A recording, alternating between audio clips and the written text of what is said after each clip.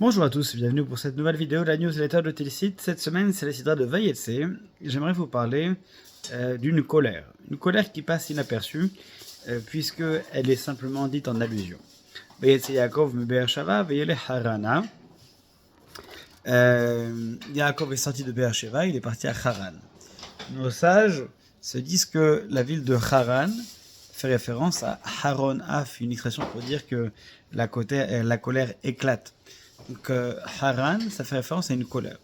Certains considèrent que c'est la colère de Esav, son frère qui a éclaté lorsque il a su que Yaakov était à sa portée. D'autres considèrent que c'est le fils de son frère, Eliphaz, qui est venu à sa rencontre. Bref, il y a une idée de colère là-dedans. Et si, plutôt que la colère de Esav, c'était la colère de Yaakov lui-même. Pourquoi la colère de Yaakov? Parce que Yaakov s'en va de Be'er-Sheva et il va accomplir, comme nous diront les commentateurs, la volonté de sa mère, de ses parents, parce que il va partir de Be'er-Sheva, il va aller à Haran pour chercher une femme qui serait compatible avec les valeurs de ses parents. Et il va notamment aller voir, sur les recommandations de sa mère, son oncle Lavan. Et en écoutant ses parents, eh bien, il va se rendre compte qu'il va se mettre à la portée de son oncle Lavan qui va l'exploiter. Il y a une lecture du rapport aux parents dans le monde de la psychologie qui peut être intéressante à exploiter dans notre configuration. Cette idée, c'est d'analyser l'évolution de rapport qu'un enfant peut avoir à ses parents. Au début, c'est un rapport, je ne vais pas dire d'idolâtrie, mais d'admiration en tout cas, de fascination.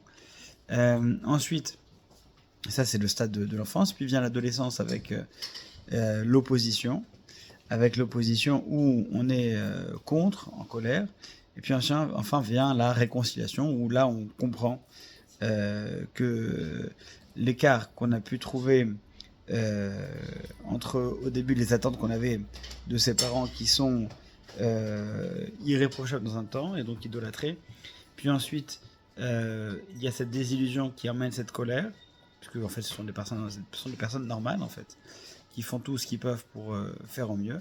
Et enfin, la réconciliation, où on arrive à cette phase où on comprend comment nos parents en sont venus à faire leur choix, et ensuite eh bien, les considérer avec toute la complexité qui entoure les choix qu'ils ont faits. Et effectivement, dans cette première phase, il y a la phase de l'admiration, oui, où on considère les parents tout-puissants, celle où ils ont toujours raison, où Yitzhak va choisir d'abord Esav, puis Yaakov, et puis cette phase dans laquelle la mère de Yaakov va l'envoyer pour prendre la bénédiction de son frère. Puis vient ensuite les conséquences.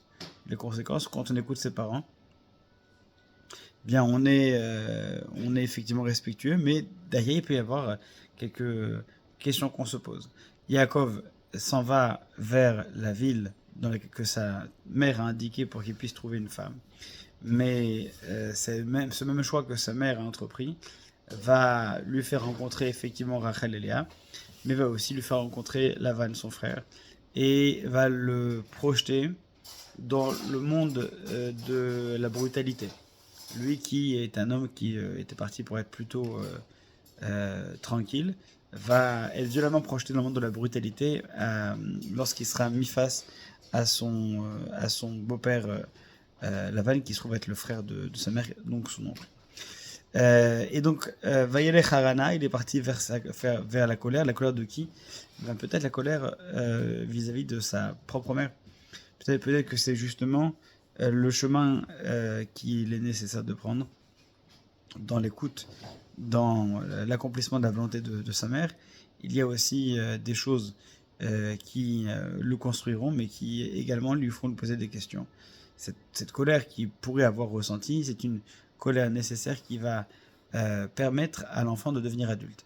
C'est par le biais de cette colère-là qu'on se trouve finalement. C'est-à-dire qu'on va passer du stade de l'enfance, de l'admiration, au stade de l'adolescence, de la colère, et puis ensuite de la réconciliation, où l'on devient soi-même adulte et soi-même responsable.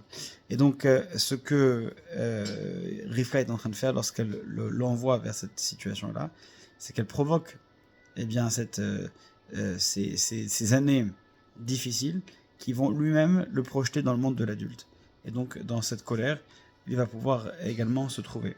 ce serait une manière de comprendre qu'il est parti de Be'er-Sheva, du puits. Le puits, c'est l'endroit où on est entouré.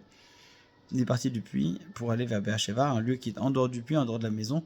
Il est parti vers Harana, le lieu effectivement à la difficulté, de la colère, mais également de la responsabilité et du monde adulte. Une lecture nouvelle qui nous permet d'en savoir un peu plus, ou en tout cas de découvrir la manière dont la Torah met en scène les lieux également, à plusieurs titres, par le biais de leur nom et de leur géographie, pour nous faire passer également des messages sur la manière dont le peuple d'Israël se construit individuellement et collectivement. Shabbat Shalom.